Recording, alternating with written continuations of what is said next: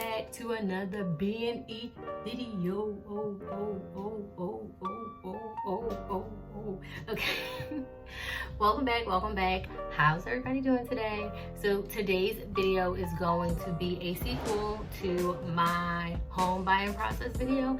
I'm ready to give y'all all of the tea of my 2-year experience of being a homeowner. So let's jump right into it. I don't even think I covered this in the other video, but I bought my house when I was 23 years old. 23. I feel like that is extremely young to buy a house. Like, do you even really know what you want at 23? Did I know what I wanted at 23? Did I have the best processing going on in my brain? Like, did I make the best choices? So I bought my house in May of 2018. So it's been just a little over 2 years, almost 2.5 years. November will be 2.5 years. Okay, so remember, I bought my house in May of 2018. Before I bought my house, before you buy any house, you have to get an inspection done. Also, when my house was listed, it was said that it had a brand new roof, brand new appliances, right? Okay, so July of 2018, I'm going to visit my sister, right? You all, well, most of you know my sister, Chris Maxwell. She lives in Florida, so I'm going to visit her. So it's like a few days before I leave to go to Florida, and I'm asleep, you know, it's like 2 a.m. and I feel like a drop of water on my forehead. Boop. So I wake up and I'm looking around like, what is that? And you know, your first instinct is to look directly up. I look up and I'm like, maybe I'm tripping. You tripping? Go back to sleep.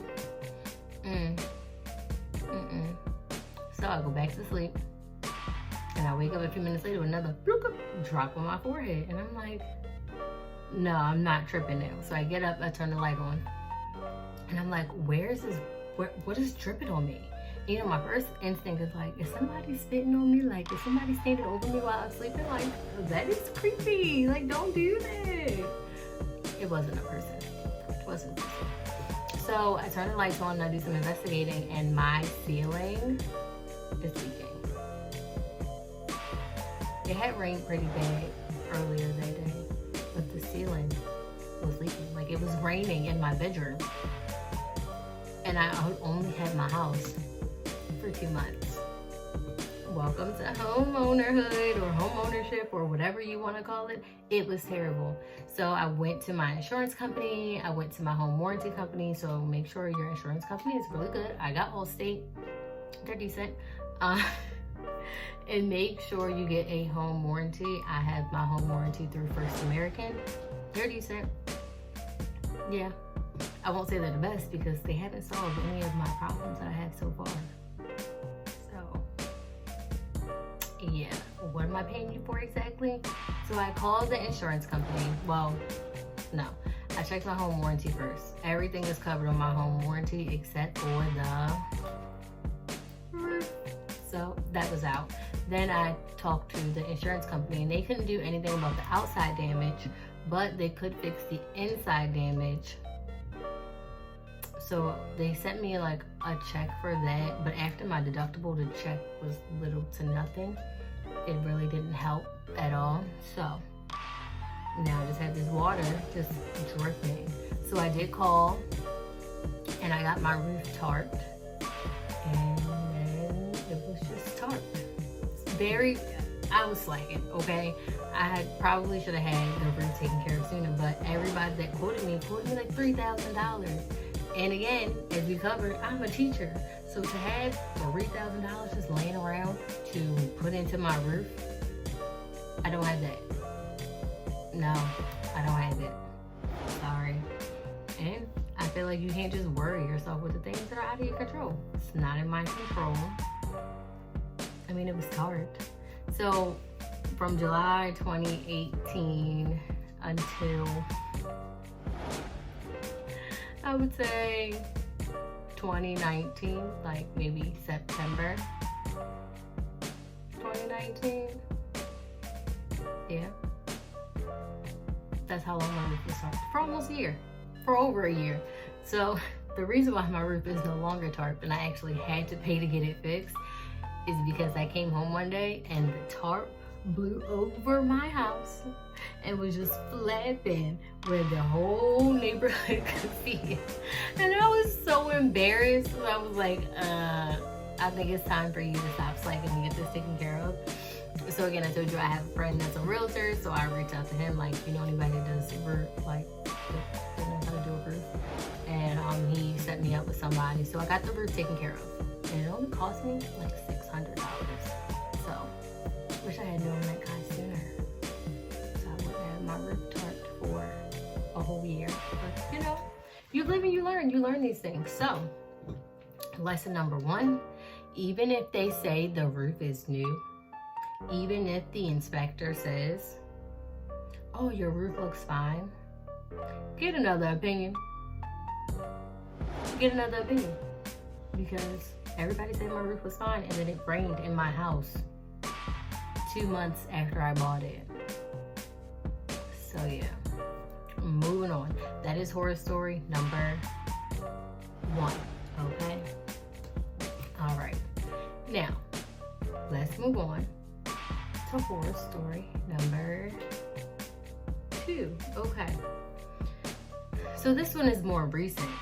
So my toilet and my upstairs bathroom, I had 2 full bathrooms, one on the 2nd floor and one in the basement. So the toilet in my 2nd floor always flushed a little weird. I just figured it was just weird, right? In my shower, the water started to take a long time to drain, so I'm like, okay.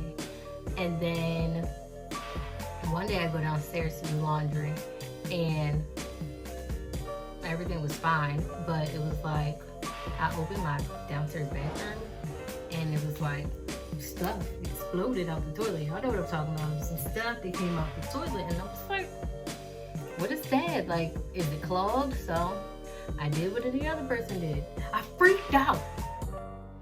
But after I freaked out, right? I was like, okay, you know, you get your 5 minutes to like, oh my God, why me? Why did this happen to me? And then once your 5 minutes are up, you gotta go back to being the boss. I went to the store and I got some Drano, poured it down the drain in there. I'm not even sure if you're supposed to put it in the toilet. Poured it down there, cleaned it up. The toilet started flushing fine. Everything was cool. Well then, y'all favorite person, Chris the Maximizer, comes up from Florida, right? And this was June. This June.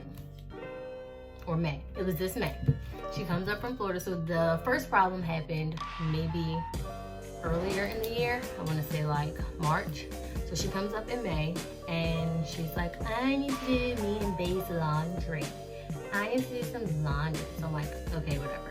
She puts towels, blankets, and clothes all in the same wash cycle. Now, I'm not the person that sorts my clothes, but you don't put all that stuff in the wash. Who taught her to wash clothes? We got the same mother, and I don't do that. But whatever. So she puts it on, and then she changes the water settings on the washing machine. So she puts it on deep water wash and extra rinse and all of this stuff. And I never change the settings because I control the load set. Imagine that.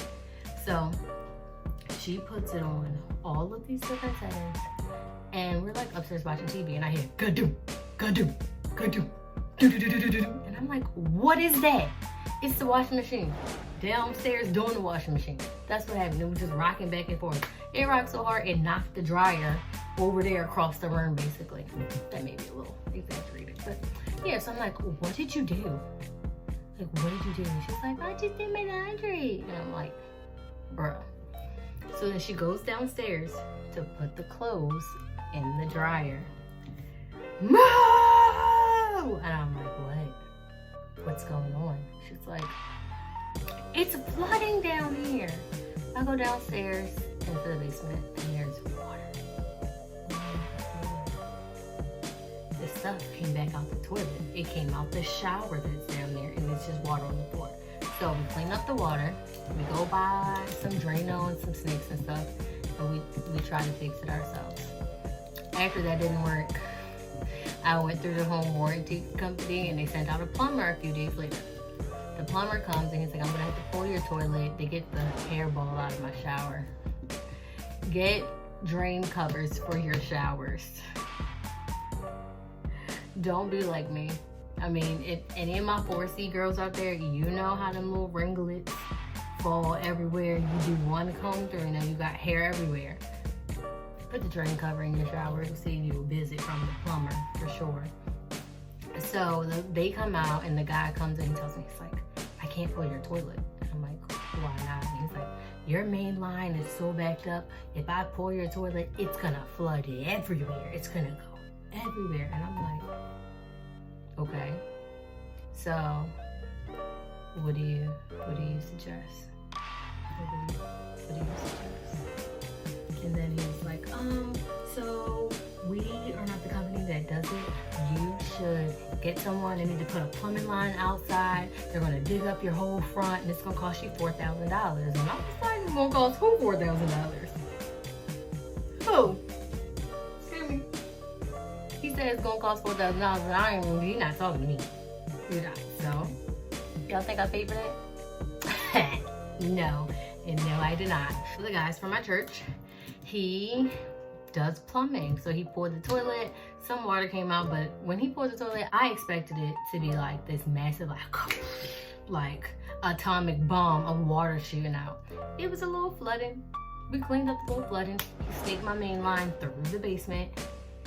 We got the snake from Home Depot. We rented it, and all is well, right? Those are like my two biggest horror stories in my 2-year span. And then story number 3. I go downstairs to get a plate out the dishwasher so I can heat up my food. I open the dishwasher and water comes shooting out of my dishwasher. It wasn't from like the actual inside, it was like the little tube that's on the side. It's like shooting out and I'm like, ah! Like, I don't know what to do. Like, I don't know why these things happen to me. Like, the same way I reacted to that is if there was a spider going up the wall. Like, I don't know what to do. I want to stay away from it. So after I finished freaking out, I went and I got some towels to soak up the water and I caught the water with the bowls. And then I turned off the water leading to the dishwasher. So yeah, those are my horror stories for you. Has anybody else had stories? Like, has this happened to anybody else? Or is it just me?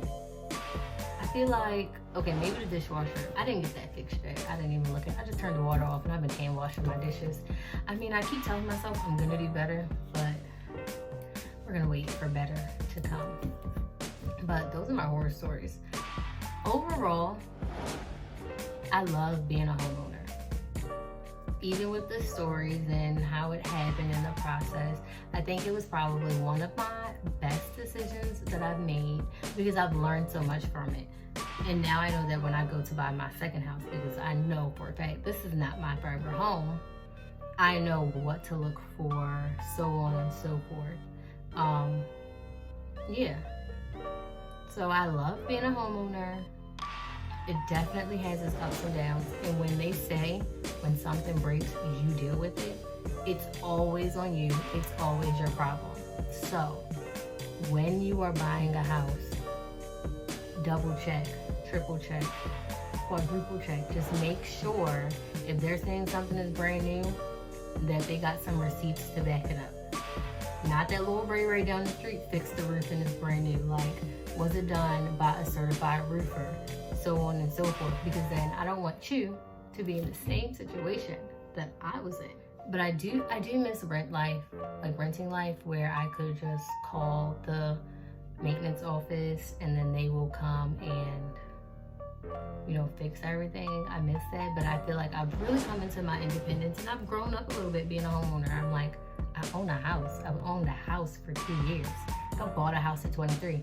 These are all great accomplishments. Like, do you, boo, do you? So if you want to buy a house, I say go for it. Just make sure you double, triple, quadruple check, like I mentioned, and reach out, use your resources. I didn't know a lot of people who bought houses when I first bought mine, but since I bought my house, all of the people I know, I feel like, are buying houses, and I'm so happy and I'm so proud of them. Like, do it, rock on, rock out, do your thing.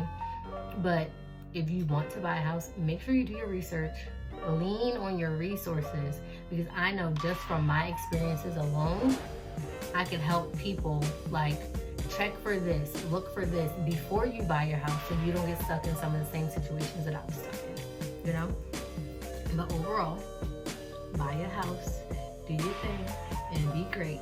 And that's all I had for you today. In the comments, tell me about your home buying stories, or even if you're renting and you've had some bad experiences, I want to hear it all. Give me all of the tea.